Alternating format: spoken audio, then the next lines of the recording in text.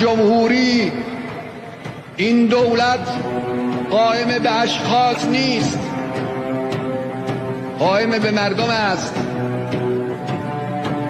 ممکن است خامنه‌ای و خامنه‌ای ها نباشند، ممکن است چهره‌های سرشناس نباشند، اما این جمهوری هست زیرا این مردم هستند. اما این جمهوری هست زیرا این مردم هستند.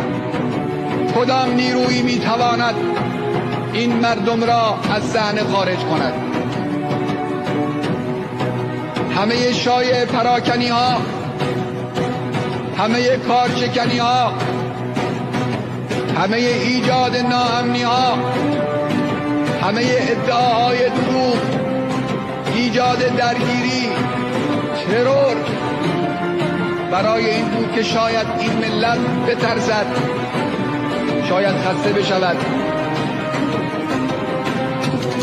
شاید طاقتش تمام شود، از میدان بیرون برود.